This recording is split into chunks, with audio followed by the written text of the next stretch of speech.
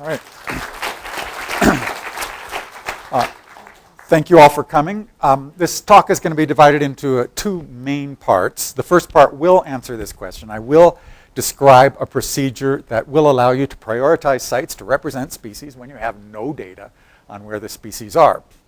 And the second part will be a slightly more optimistic scenario where you might have data on some of the sites in your planning area. So how you can do an even better job of selecting sites to represent species if you have 10 or 20% of the sites in your landscape that you do have some species data for. So two different procedures. I do want to acknowledge Fabio Albuquerque, my postdoc, who's here in the room.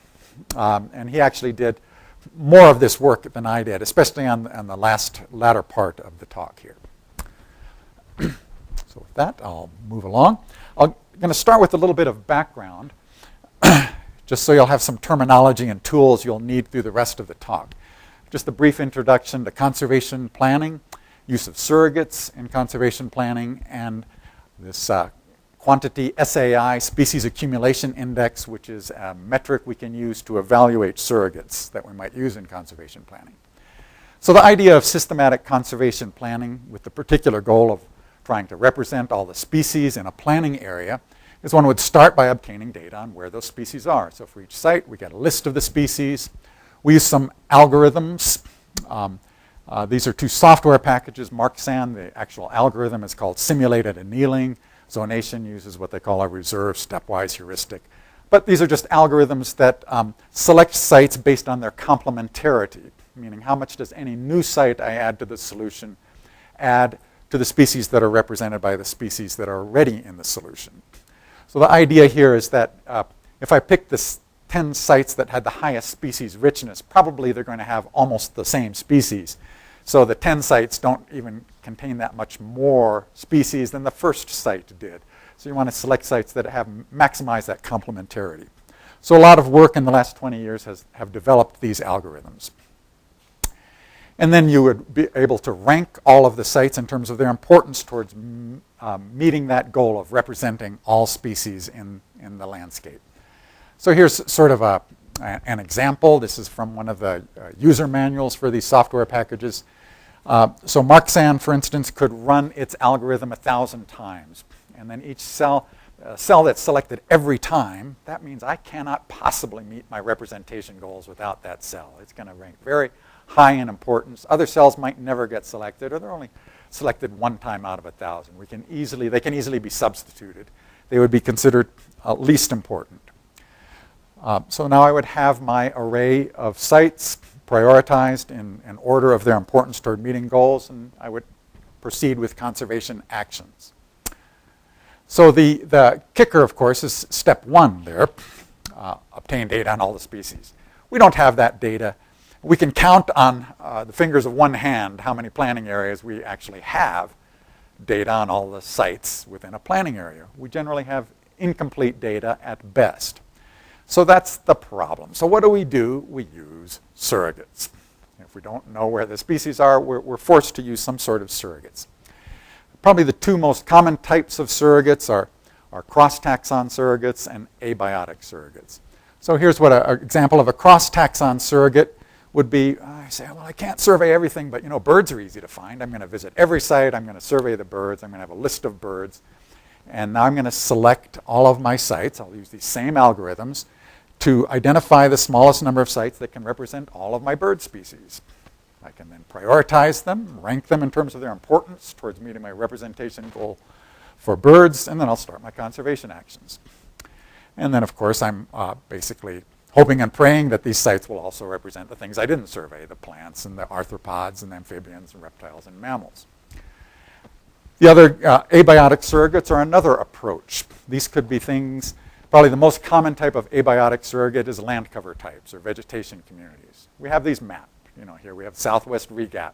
We got wall-to-wall maps of these land cover types.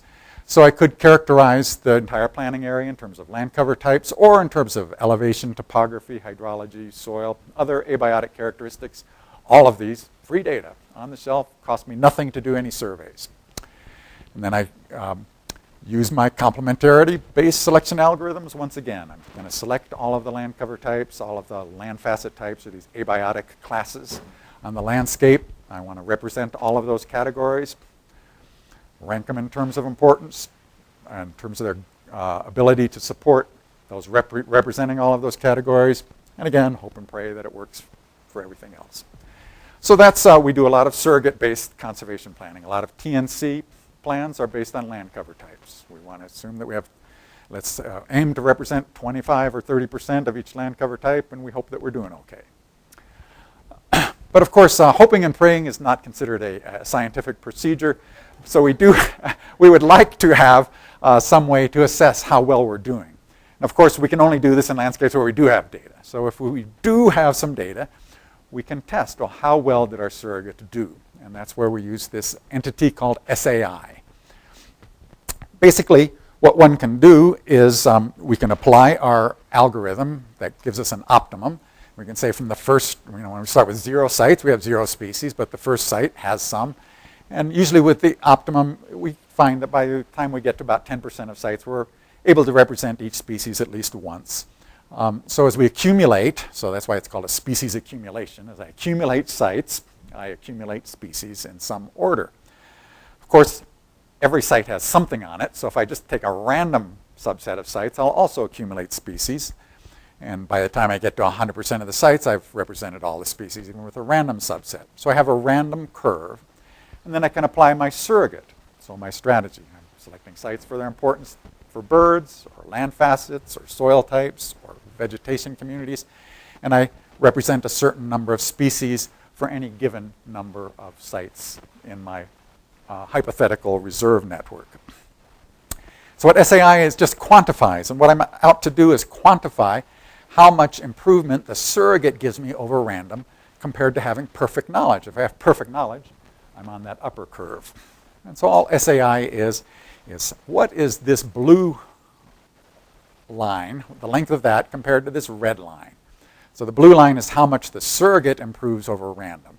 So here at 90 sites, random would give me on average about 160 species. The surrogate would give me 185. I've improved by 25. Well, I want to compare that. Well, if I had perfect knowledge, I could improve by 90. So 25 over 90, 28.28 or 28%. So we'd say it's 28% effective or 28% efficient. So it's a nice measure of how good is that surrogate. One could have, if the surrogate did worse than random, you would have a negative number. So it's possible if you're in anywhere in negative territory, that means you did worse than random. So cool, we got some ways to evaluate, at least in certain landscapes. It gives us confidence that a surrogate strategy may or may not be working. And so some tests have been done. So there have been 5 studies, including 90 total tests on cross-taxon surrogates. The median performance was 0.35, so that's not bad. It's somewhat, the discouraging part is that the first quartile, 0.09, means that in about 25% of the time, I'm going to be 9% efficient or worse. So there's a pretty high risk of a terrible result. But on average, I'd expect about 35% efficiency. So that's not bad. But of course, it does cost something. Surveying 100% of your sites for anything costs some money. The environmental surrogates, the review done in 2007, 5 different data sets, 343 tests, pretty bad. So the average expectation is about as good as random. The 25th percentile is in negative territory, so well over 25% of your results are going to be worse than random. So it's a pretty risky strategy. Another review just doing only abiotic surrogates. So most of these other previous ones were land cover types. So I was real interested in the abiotic surrogates. Pretty equally miserable.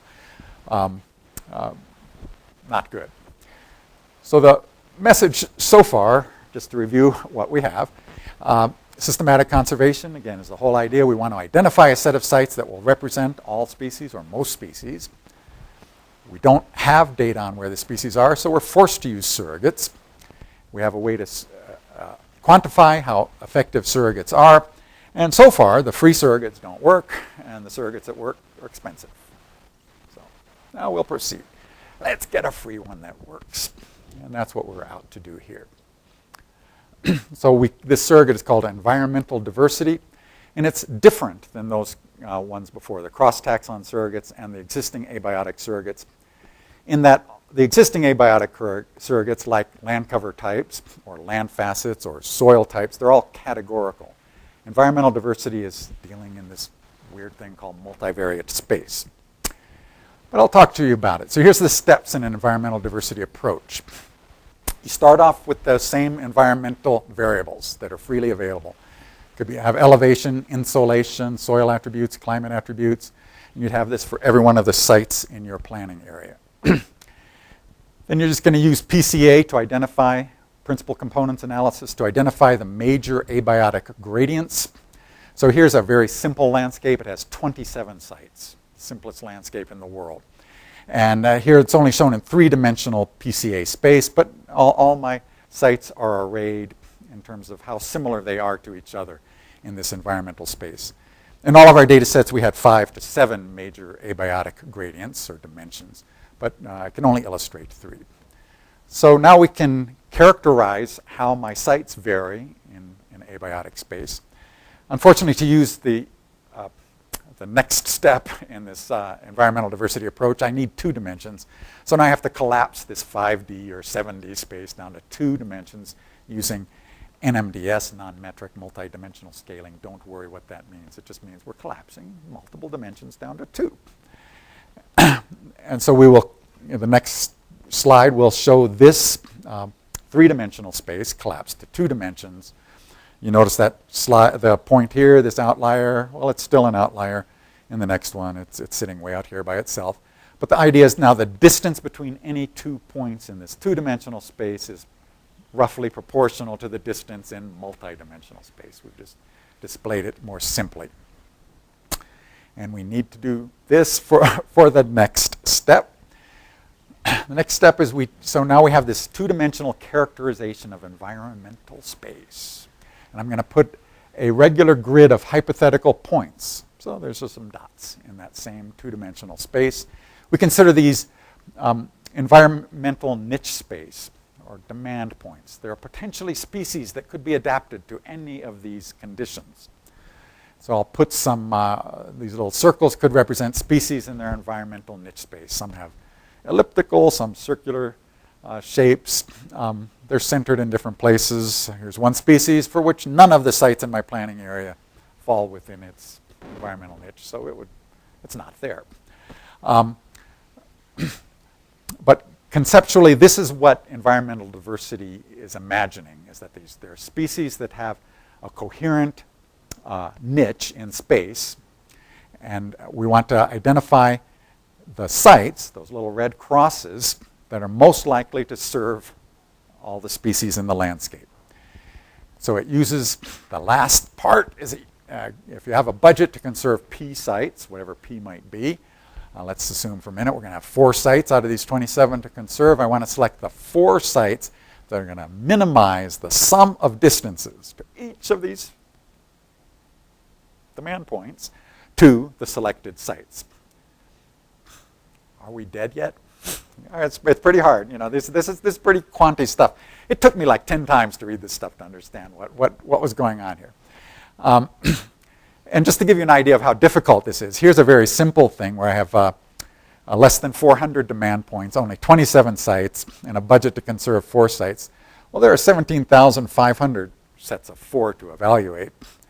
There are 9,200 distances between each site and each demand point. There's 162 million comparisons to decide, what's the shortest sum of distances. So it's really hard. The p-median problem is hard, and it's only done with heuristic algorithms that can efficiently figure out, well, what is the sites that most effectively span this environmental space. Okay, but that's basically what it is. I can tell you here, those are the 4 sites. In this particular case, those 4 sites minimize the sum of the distances of every one of those demand points to its nearest selected points. There is no other 4 points I could select that would have a smaller sum of distances. So the idea is these would be my priority. If I have a budget for 4, these are my priority points. So it's another way to prioritize. Okay, it was proposed almost 20 years ago, and it's been widely ignored, and I think you can already guess the first reason. This is hard stuff. It's much easier to think, oh, I've got 5 land cover types. I've got 6 land facet types. Give me 1 of each, or 2 of each, than it is to think about using this p-median selection algorithm to select sites in this 2-dimensional NMDS space that's a collapse from 7-dimensional environmental space. So it's really difficult to use. And the other reason it hasn't been used much is that in 2001, Araujo et al. Tested ED against the data set of Western European vertebrates. They have a big atlas of European vertebrates on 50-kilometer cells, and they reported that it worked no better than chance. So pretty discouraging. It kind of languished in the literature. But Fabio and I decided, well, we're gonna try it again. We said we think we can improve on it by first of all, Araujo et al. Only used 6 variables, which they just kind of arbitrarily picked 6 abiotic variables. We said, well, there's many available. Let's use a big suite of variables. Maybe they didn't identify the main environmental gradients that are affecting species distributions. And we used a better p-median algorithm. Again, it's a heuristic. It's a hard problem to solve. A couple of years after their paper, a much better algorithm came out. So we're going to use that and some other stuff that have to do with technical details that just trust us, we improved on the algorithms. So we tested this against the very same data sets that Araujo et al. Used, so vertebrates in Western Europe, and they did separate tests for amphibians, reptiles, birds, and mammals, and vertebrates combined. Then those were 50 by 50 kilometer cells. We decided we also wanted to test some other data sets that might be done at a finer resolution, which would be much more relevant to conservation decisions. So we have a data set on plants of Zimbabwe, 25 by 25 kilometer cells, birds of Spain, 10 by 10K. And birds of Arizona, these are rectangular cells for the Arizona Breeding Bird Atlas that are about 6 kilometers square in size. So we tested on these data sets, and we found it. So here's our procedure. Basically, without looking at the data, we did what I described before. We characterized all the sites in terms of their values for these 37 abiotic variables. We used PCA for each data set. There were 5 to 7 axes with eigenvalues greater than 1. So we placed all the sites in that 5D to 7D space. We used NMDS to collapse them down to 2D space. We created a regular grid of 2,500 demand points. And then we used the p-median algorithm at different levels of reserve sizes. So we figured nobody's going to conserve probably more than 35% of a landscape, so we're not really interested in evaluating above that. The world currently is averaging about 13% of terrestrial land area conserved, so we just checked for 15, 20, 25, 30, and 35% of sites in the data set. How well does the environmental diversity do? To answer that question, now we looked at our species data. We used zonation to calculate the optimum number of species at each level of P, used that species accumulation index across those 5 levels to see how well sites represented species. Basic idea again. Across these 5 levels, we take the average, 15, 20, 25, 30, and 35%. And it did well. So here's one for the European vertebrates, the same data set that failed so miserably for Araujo et al. You'll notice that the environmental diversity is always above the 95% confidence interval for the randomly selected sites. Not as good as optimum. On average, about 40% effective. It did fail for 1 of the 8 data sets, and that's mammals of Europe. So here it was actually negative. It did worse than random.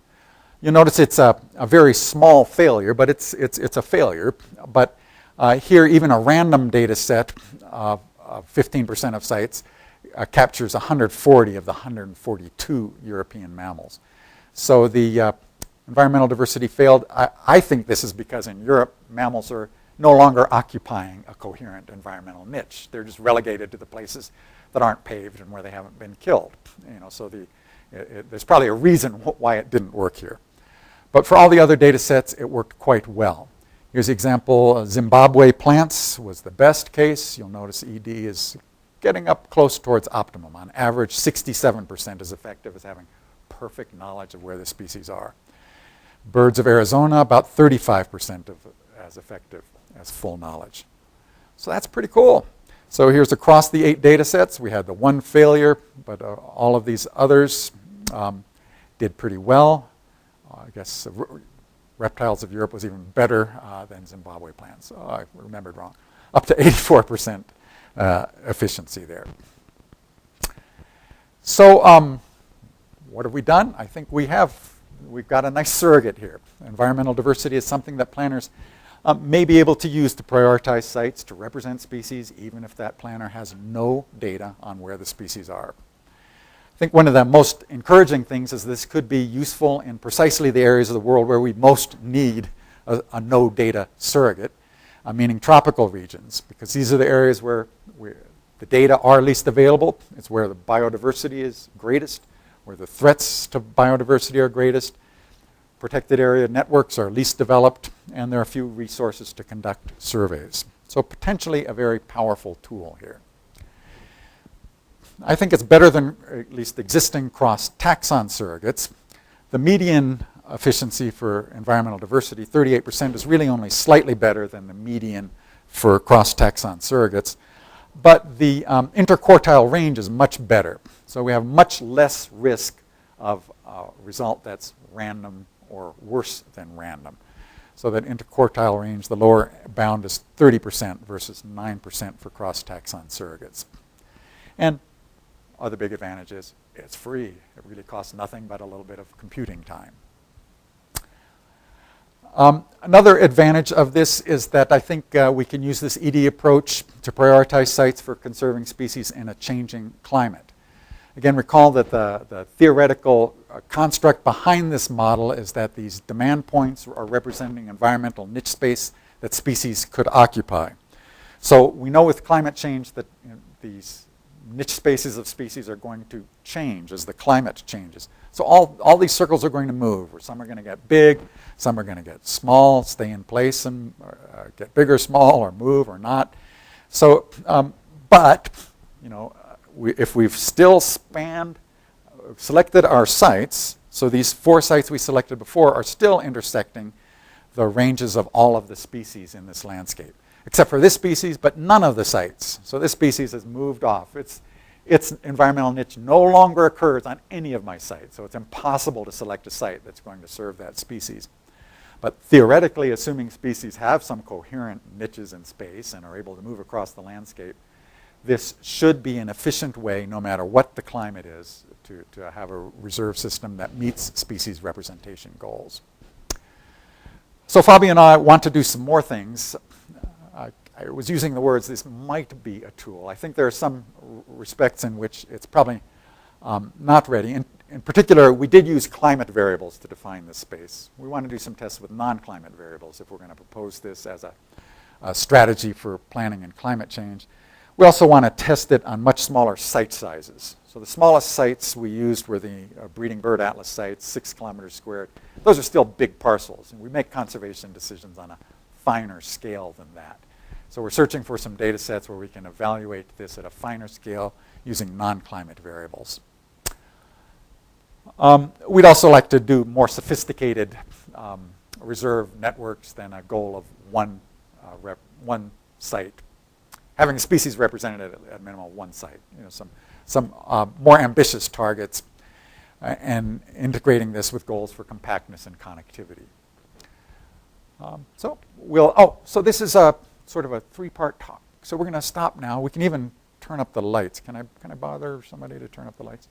And have a little discussion, and then we'll go into the next part, which doesn't take as long.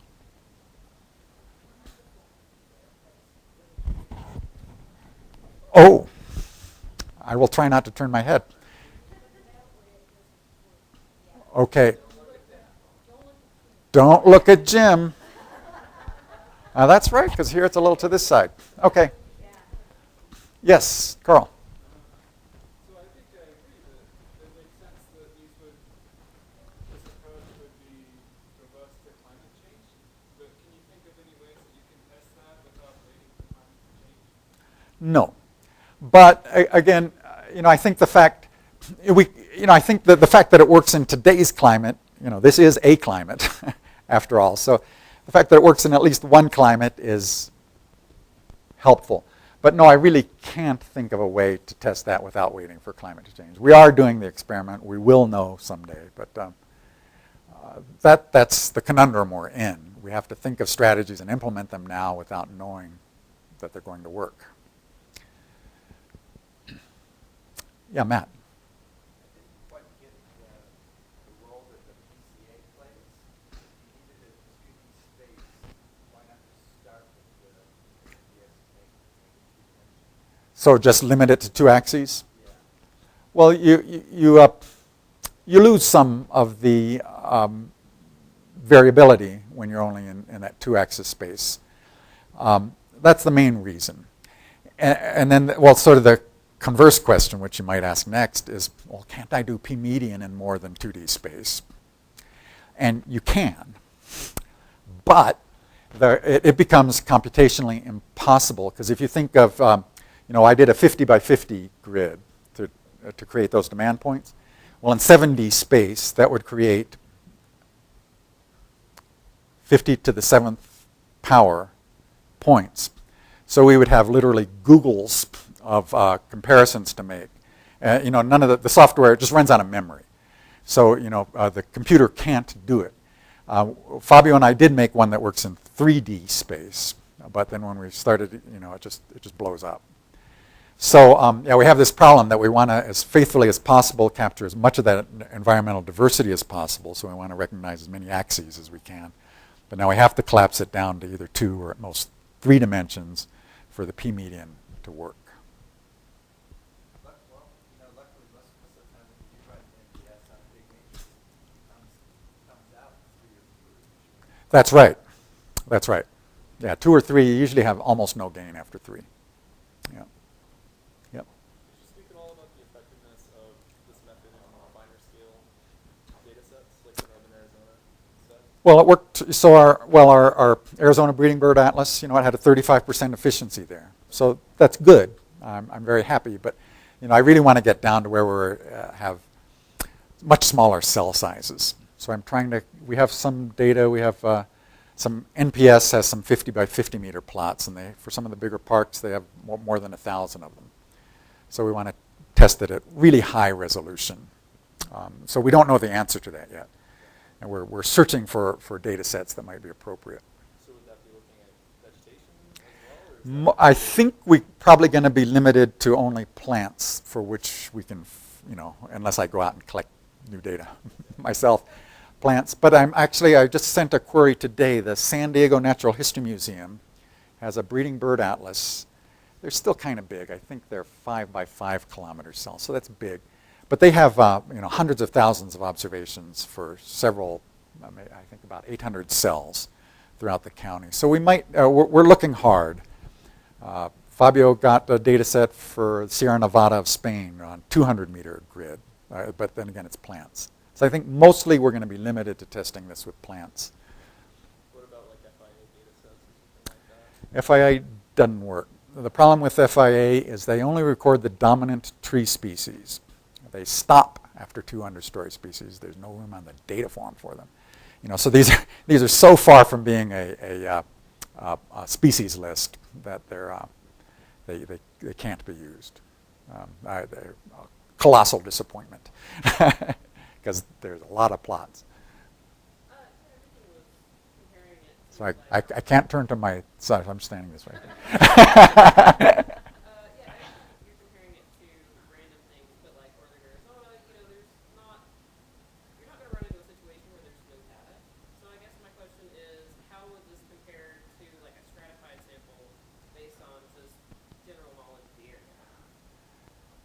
So it's land cover types, for instance. If I were just selecting things by land cover types, vegetation associations. Very familiar with a tract of land or whatever, and you wanted to get sort of the best case, and you pick, maybe you want to sample so much on a certain aspect, so much in certain densities of trees that you have general knowledge of already. How would that compare to your method? The problem is whatever method you use, you have to have wall-to-wall data. So we don't generally have say on densities of trees. We don't have wall-to-wall data for a planning area. So we do, you're limited to variables, so you could use things like elevation, but elevation, of course, is one of the traits we're using here. So for abiotic variables, we were using them. So I guess, when you talk about general knowledge, I'm trying to, other types of general knowledge would be vegetation classifications. I'm saying like not actually, like how does that compare to not necessarily having it broke out in data, just saying, Somebody's scientific guess, and I think these 12 sites would be great. I don't know. Yeah. I think we're do a lot better than somebody's educated guess, but I guess that's a test that hasn't been done. So I can't claim to know the answer to that. Yeah, Tom. In the 2x2 dimensional array of all the Yeah. grid points, do you make the simplifying assumption that all the grid points are equal quality habitat? So the all those demand points? The demand points. No, well, we assume that there are probably some species that are adapted to those conditions. They may or may not occur in my study area, but we assume that we are characterizing the environmental diversity in this study area that exists, and that there are some species that may or may not be present today, but could hypothetically be present in the future that use those. And I guess other than that, I guess the only other, I'm not sure what I quite understand the quality question. Is your method solely based just on the occurrence of one individual in the species plot, or is there something more about source sink dynamics? Oh, there's no source sink dynamics. It's just that the assumption is that this is niche space that is suitable for a species. Yeah. Okay, last question, Carol, and then we'll move on to the next part. How do you or can you take into, how can you factor in climate change potentially in complex systems, so energy or splitting out? Yeah. Yeah, well, you don't. You assume that's happening, and that's why I had those circles. Some of them shrink, some of them expand, some of them move completely out of the space, and they're all moving independently. They're not moving coherently. So, but what you're assuming is that if I provide the full spectrum of environmental conditions, no matter what that future climate is, it's going to interact with the full spectrum of environmental conditions. And therefore, I'm going to be providing, to the extent that the study sites in this, or the sites within my planning area are capable of spanning niche space, I've done it. It's that n-dimensional space, and that's really what we're dealing with. And the species, so it ignores the fact that species might have a hard time getting there, but it's saying I'm providing niche space. Okay. All right, let's move on to the next part. Oh yeah. This is just the 5-slide little section, a little interlude.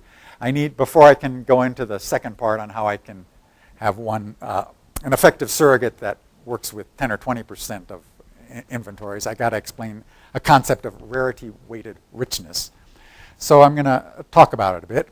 And RWR, rarity-weighted richness, I'll call the poor man's prioritization procedure.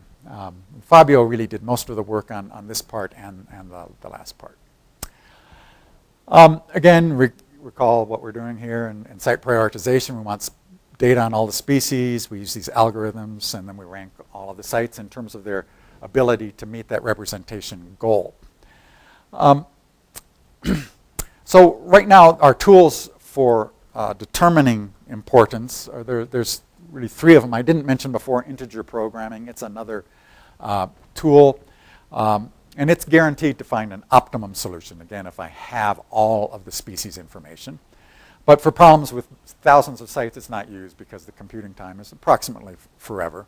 And so most planners are using these heuristic algorithms, such as simulated annealing and Marxan, and the reserve stepwise heuristic algorithm in zonation. But these algorithms, they're still pretty slow. They require a lot of pre-processing. You've got to get really familiar with the software. You've got to do these steps called model calibration, which involve a lot of subjective decisions. So, boy, as a lazy person, Fabio and I wanted a simple way to estimate importance. So we evaluated something that was proposed by Williams et al. In 1996, a concept they called rarity-weighted richness.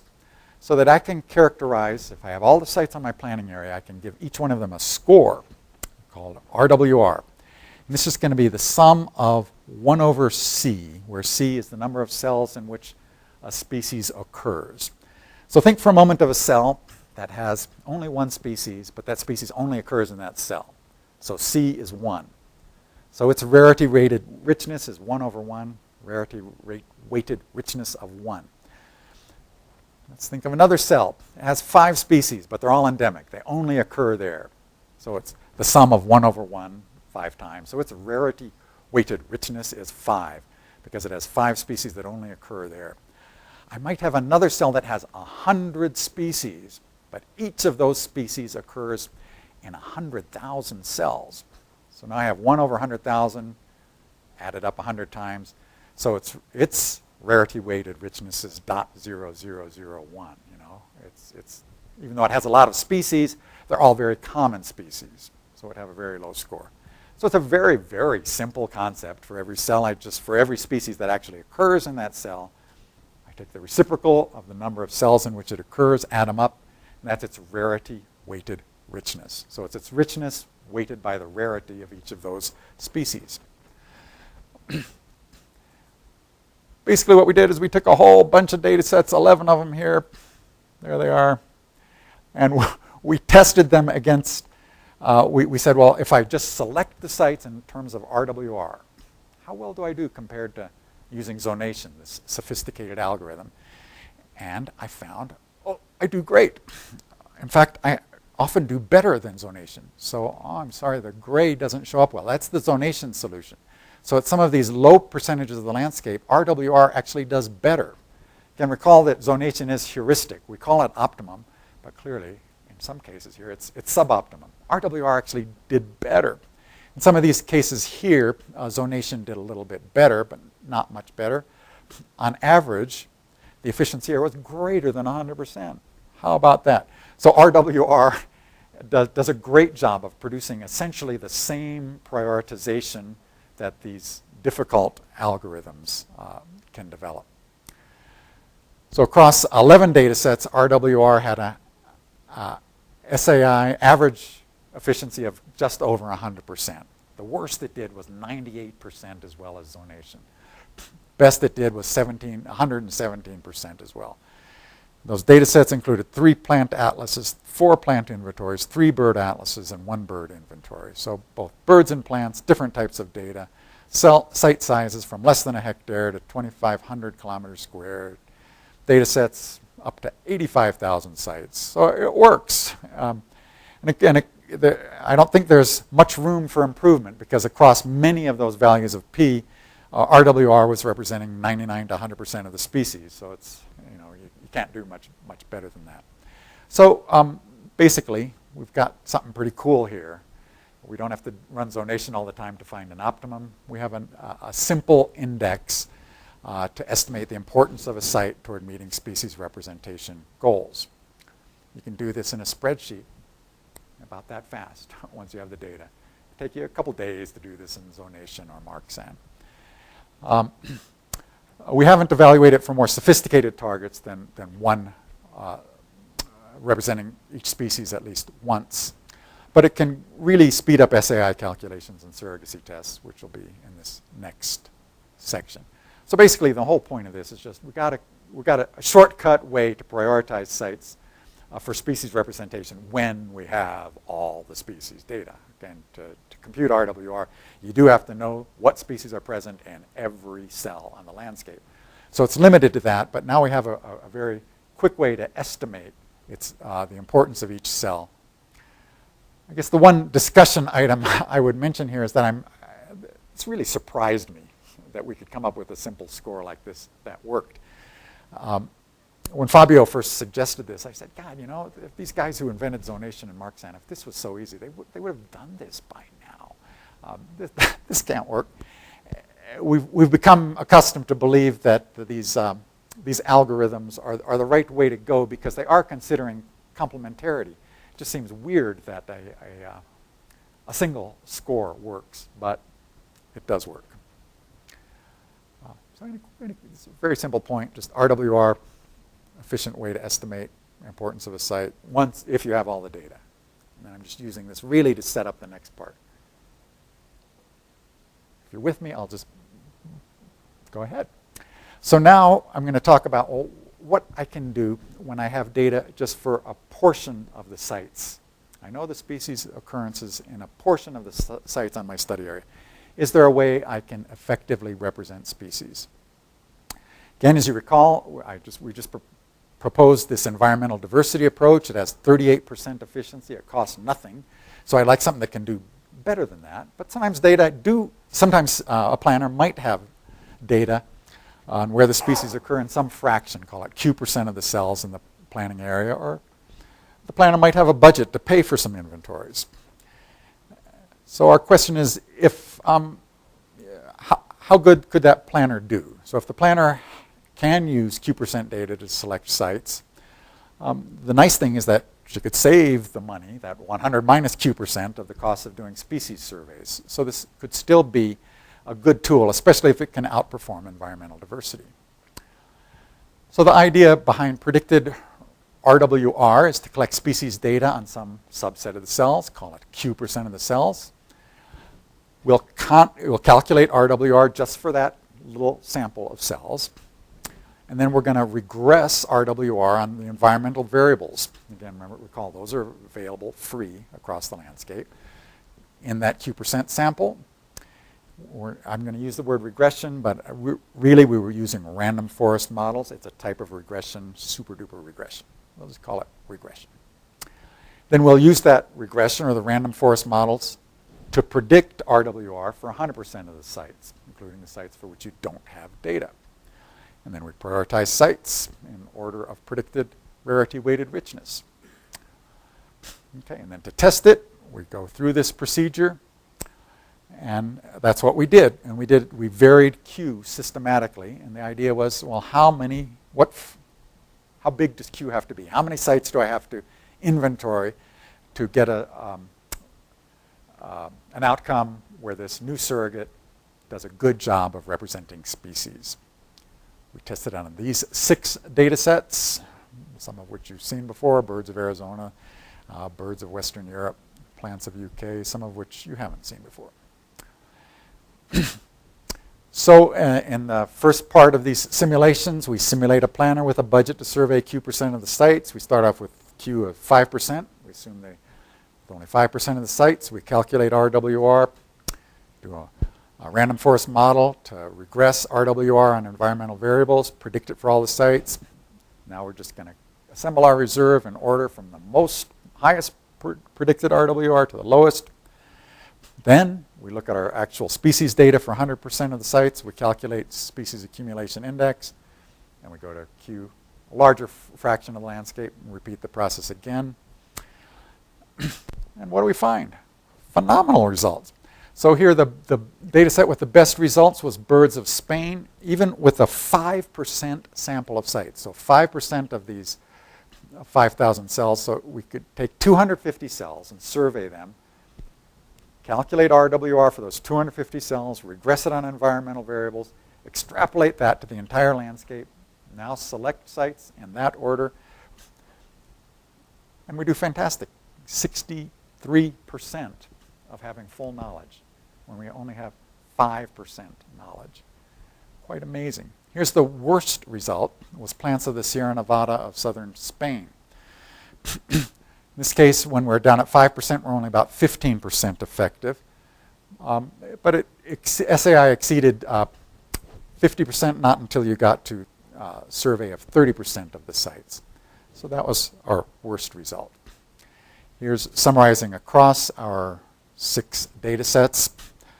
You'll notice that on average, we had our median with a 10% was 48% effectiveness. So we did 48%, half as well as having perfect knowledge with a 10% sample of our sites. If we sample 20% of our sites, we're 2/3 as good as having perfect knowledge. So just phenomenal results, I think. So we have a nice, powerful way. If we have a subset of our sites surveyed for species, we can effectively represent all species.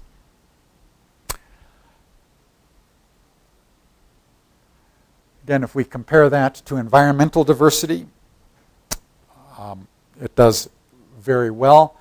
The median is better than environmental diversity in all cases.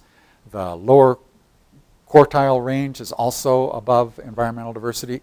So it does cost something, but it performs even better. And it, of course, kicks the pants off of cross-taxon surrogates and other environmental surrogates. So basically, this is the last slide. I think we've come up with some pretty nifty alternatives for conservation planners here. I think if a planner has survey data for 10% of the sites, I would advise the planner to use RWR. It's a great option. You can expect to do 50% as well as having data for all of your sites. If you have no surveys at all, a planner can use environmental diversity. So we have two nice options that didn't exist yesterday that exist today. Median expected efficiency, not as good, but you don't have to spend a nickel.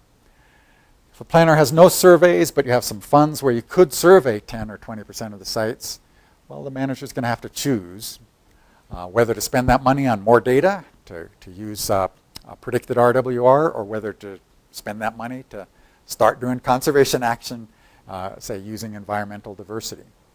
So I think I'm very pleased. That's a tough problem, but it's a good problem to have.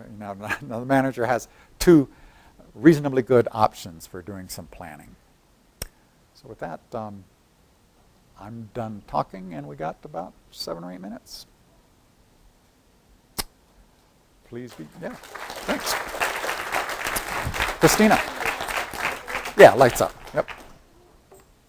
So in order to make that decision, it seems like it might be helpful to know why some of those sites had better luck than others or better results.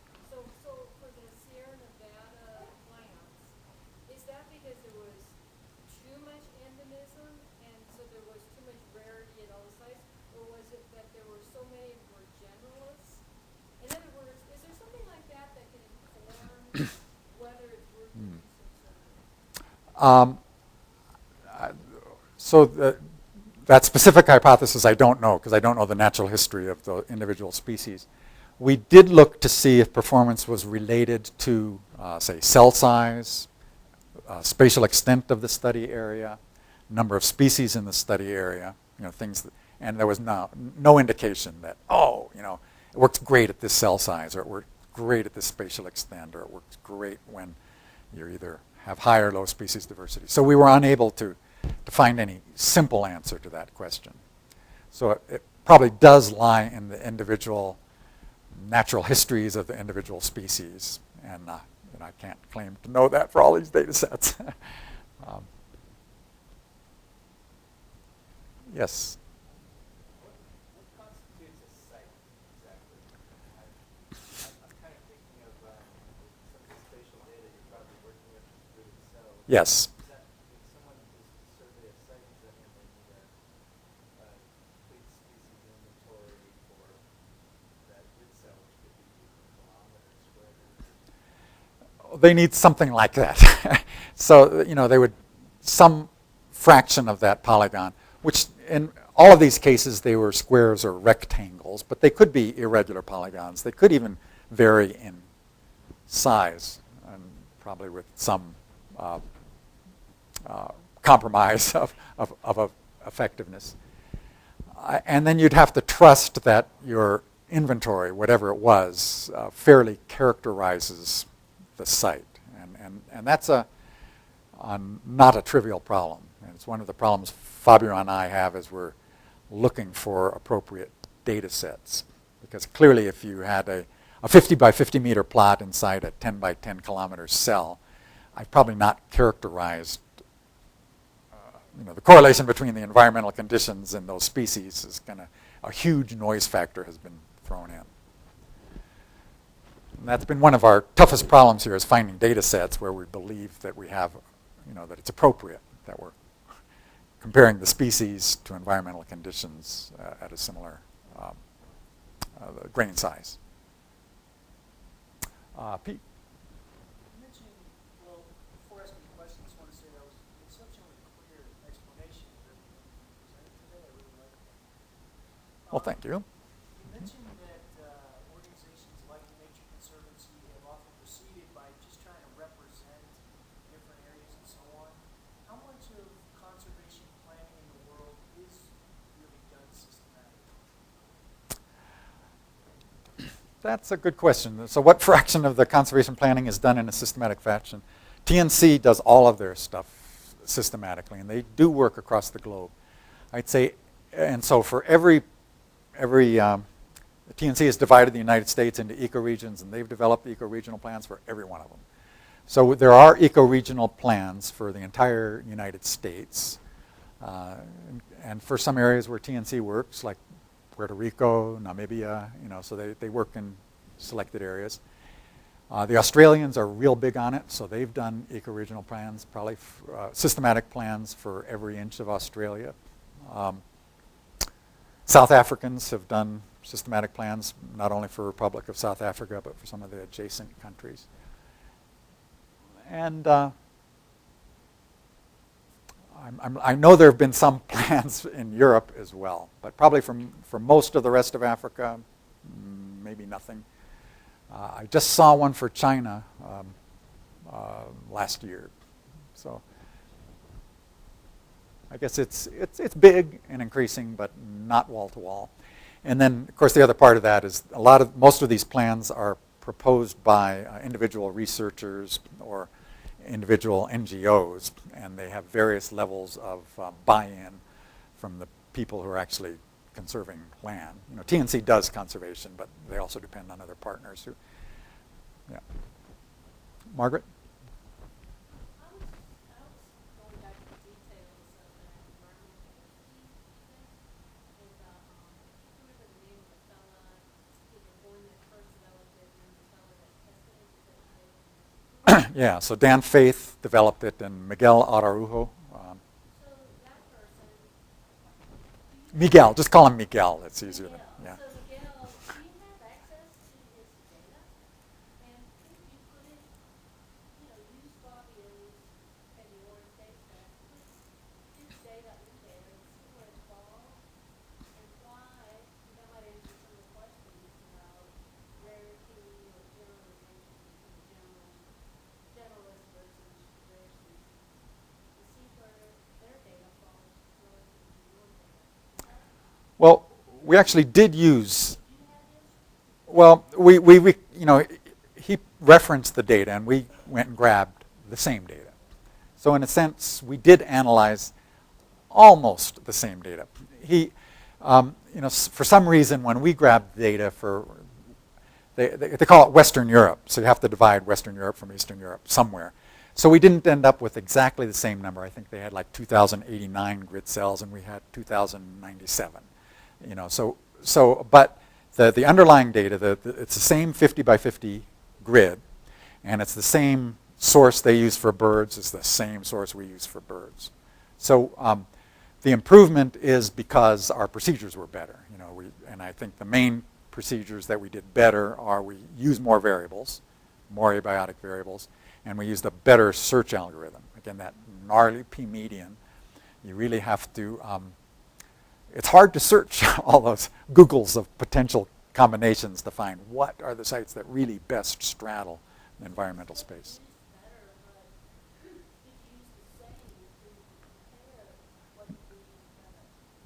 Well, we used the same underlying species data. It was exactly, or more or less the same, plus or minus a few grid cells. That. But then you have, a standard. I mean, his may not have been a standard, but it still shows his data even around your data to show that your approach was, in fact, improved it by that much. Did you actually do that in your paper? I might have told you right now. Do you see what I'm saying? It repeats what it did and shows the error in this way, or that in fact. Oh, I see. So, like use 7 variables instead of. Yeah, do exactly what he did and put and say, here's the impact of number of variables. And that's what is often done in Mm-hmm. No. So we haven't, dissected those I parts. see that it was still in review, and Yeah. I won't let you have the paper copy. Well, Araujo was one of our reviewers. And they didn't suggest that, Nope. yeah, Yeah. that would be a good, Yeah. good standard. of Uh-huh. comparison. Uh-huh. Yeah, to try and dissect which of the changes we made was responsible. Yeah. Sort of a variation on that, to try to see which variable are the best predictors. Mhm. Yeah, now that would be easy to do because he did list the 6 or 7 variables that I forgot now, but he listed them and we listed ours, so we could see which of our variables were important compared to his. It would be very strong, I think. Mm-hmm. Yeah. Okay. Maybe we have time for one more question? One more burning question? Okay, Will. Yeah. Well, so how do you think disturbance would fit into this? And was that one of the environmental variables that you used, or do you have any thoughts on how you could incorporate that? So we did not use any disturbance variable, but I think that would be a smart thing to do. So I think in a real application, you'd probably use something like the human footprint index, and for some highly altered cells, you might just stencil them out and say, I'm not even gonna, I don't really care what their elevation and soil type is. They're paved. They're not going to be supporting biodiversity. So some of them I would exclude, and others that are partially altered, I might make that one of the factors that I consider. That's going to compromise the ability of that cell to support diversity. So I think that's the 2 ways you could incorporate. One, the most altered cells, just don't consider them, and the others use that as one of the factors. What about natural disturbances like fire? I haven't thought about that, so I will not run us into overtime making something up right now. Yeah. All right, well, again, we have the graduate student discussion just down the hall in a couple minutes, and then we'll go to Himalayan Grill at 6:30, so I hope you all join us. But with that, let's just give Paul a round of applause. All right. Thank you all for coming.